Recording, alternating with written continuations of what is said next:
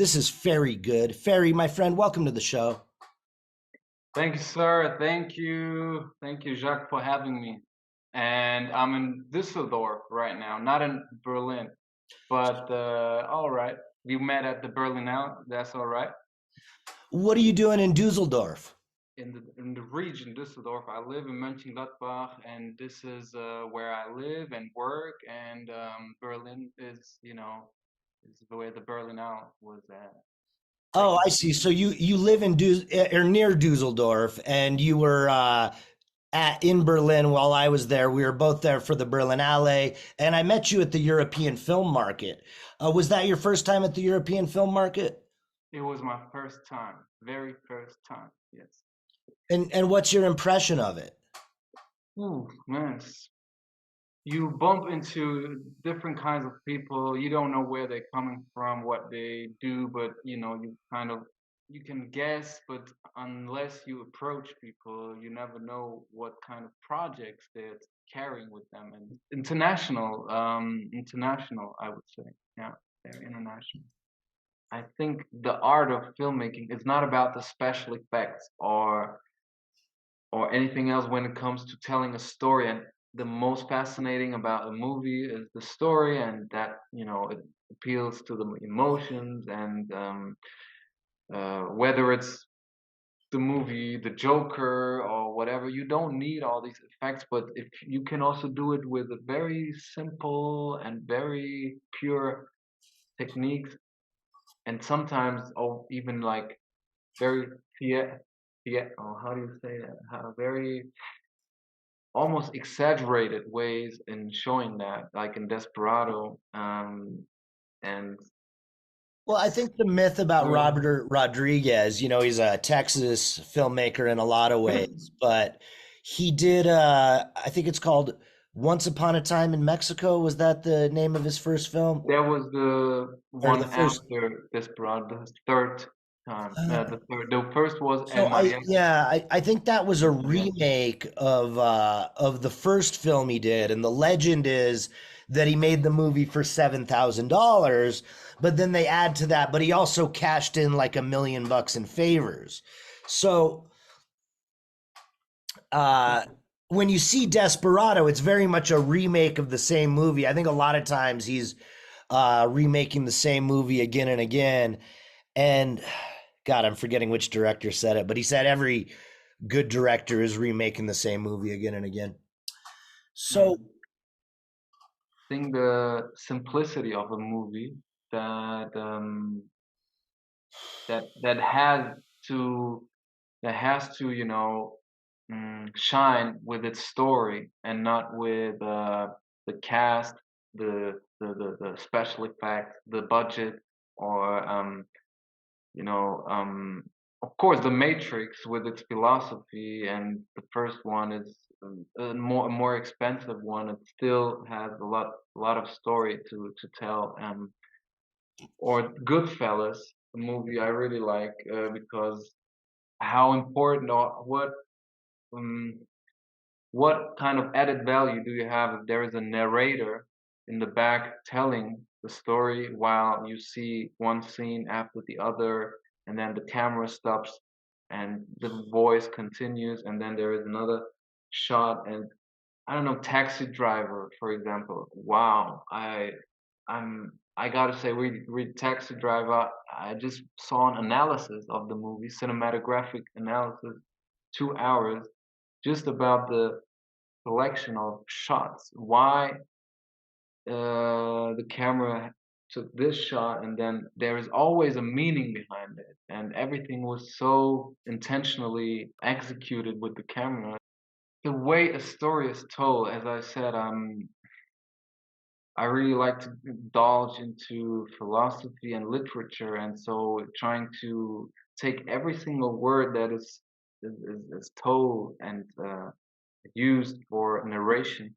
In Goodfellas, I think that when they tell the story, sometimes they say, okay, there was this guy, and he was just standing by the door, and there was that guy, and he was, always going through his hair, and that was what he did. And in other movies, you would probably say that's not. Why do they mention that? That's nonsense. That's just um, well, what does it add to the movie? But sometimes it's so simple that you found profound things in this movie with the camera stops, the voice continues, then they present different people of a group with their peculiarities, with their and so you kind of yeah, the story evolves and the music. I mean, the old school way of the dressing, getting and that's Martin Scorsese. I mean, people that Yeah, I think he broke a lot of rules in that movie that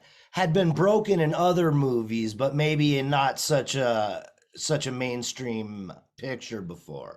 I would really like to play in such a movie, for example, Goodfellas. I could imagine really just vuole parlare l'italiano davvero, and then they go to the mom and they say, "Mom, do you have some spaghetti? Posso mangiare adesso?" And then while the dad body is in the car, and they're still having eating with the mama, and so paradox also the paradox, whether it's inside a character or in the story, so interesting. The contradictions and And I think it's that scene you described, the actress who plays the mother is Scorsese's actual mom. Is that right? I'm not sure. I think As so. if you say she is, then she probably is. If anybody out there listening and I'm wrong about this, please write to the show on Twitter. But nice one, interesting, yeah. So, Ferry, you also brought up the philosophy in the Matrix. Everybody, we're talking with Ferry Good. Tell me a little bit about the philosophy in the Matrix. Mm. I did one short video at the Berlinale. There was a that I it's now on my Instagram, which is that's very good, by the way, with F. That's very good. So you can maybe see it. It's about things that accompany me, my thoughts in my everyday life, and I just talked with a friend of mine about the scene with the spoon in the Matrix. And there is this young kid saying, "The spoon, look at the spoon. You kind of make it move with your eyes?" And Neo is not able to do that. And then the question is, how can we do that in our every? What does it mean for us? I think it is we're all able to make everything change its form if we just change the angle that we use for watching it. When I look at the spoon from underneath, look up to the ceiling, and it's probably very, very long. It's gonna be very stretched, and if I look from it from another angle, it maybe look like it's a bit in another shape. So I think it's always kind of things that the outside and the inside. The outside is a reflection of what's going on in you inside, and the projection, what is reality, and um, are we just um, or when there is this phrase, don't try to do it, just execute, or how did it work? Things like that. Interesting things they also took from Platon, a philosopher. I mean, Germany is a nation of known for philosophy, so it's very interesting. The Höhlengleichnis, which is the cave, how do you call it, analogy in the cave with people who have for their entire life just seen one their own shadows in the cave, and then once they go or are able to leave their chains and as slaves, and then go out and see the reality, and everything is so bright that they can't even see, and it's too much. It's all about also the filmmakers of the Matrix. I think they go back to certain philosophy from ancient Greek, and it's interesting. Yeah. Well, and then also the French philosopher Rene Descartes. He said, "I think, therefore I am." He described the person manipulating your brain so that you're seeing something different. Mm. But there are some German philosophers that are alluded to in the movie as well, right? They mentioned, I'm not sure, maybe, but there are many, many, many German philosophers that are very, I mean, Immanuel Kant, Friedrich Nietzsche, which is, of course, very known for his phrase, God is dead. and also other things like there is even Jean-Jacques Rousseau, you know, your Yeah. name. I always think about him when I think about you. I think about Jean-Jacques Rousseau, who was also, you know, who wrote about the society and that people have to be able to come and, you know, make concessions in order to have one collective, yeah, collective will. Yeah, yeah. That's that's there's a lot. There is a lot, and there is so much you can put from that. Imagine if they put into the Matrix just these few ideas, what you could actually do with so much more of these ideas in other movies, and without overwhelming people, of course, but in a nice way, in a simple way. And I would really like to also go and talk about these things with people, whether it's in Los Angeles or other places, because I think, yeah, sometimes it's nice also maybe to have this input from other spheres, and whether it's Germany or any other country, any other culture, and there are because I mean there are bubbles and there are of course spheres and maybe things people talk about topics and you're surrounded by this and that, but mm, yeah, I, some nice I things. I thought also in the Matrix, the part about the hand and looking at the hand, I thought maybe that was a nod to the German philosopher Wittgenstein. Do you know him? Yeah, Wittgenstein, maybe. How come you thought about it? Well, I mean, his reality, Wittgenstein, he says, I can prove we're in reality. He's taking on Descartes, I think, in a lot of ways. And he says, this is a hand. And he holds up his hand and he says, this is another hand. And that's the way he, since we can all agree that these are two hands, that's the way he proves you're actually in reality.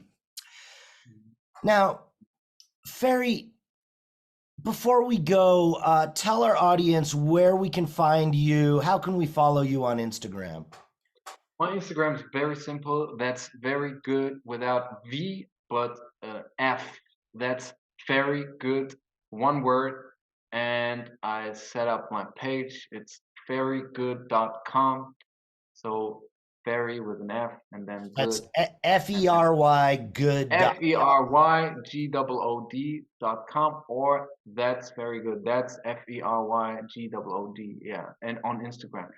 Is Um, is there anything else you want to say to the people listening out here in the USA before we go?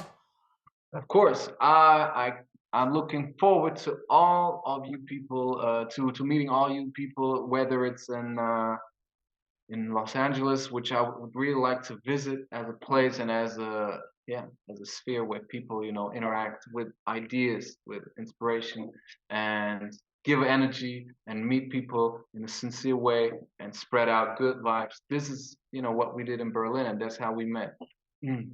Whether it's, you know, Portuguese, French, Spanish, Turkish, Arabic, Persian, Hebrew, uh, English, German, a bit of Russian. Are those all languages you're proficient in? Wow. As I said, some more proficient and some are, you know, still in progress. And just like you described with Noemi and Adid and Sarat and this group of people, how you became fast friends with them, and you guys are kind of on a team, all looking out for each other, all saying, "Hey, this is what I'd like to happen." I find it exciting. This group of young people in the arts, wanting each one another to succeed. We all, you know, on this crazy journey into the unknown, and it is an adventure, of course, and you want to support one another. If you know, can help someone out, you want to do it because you know it's all about energy, and energy flows. It comes back to you. Everybody, thanks for joining us. This was German actor Fery Good. We'll talk to you next week.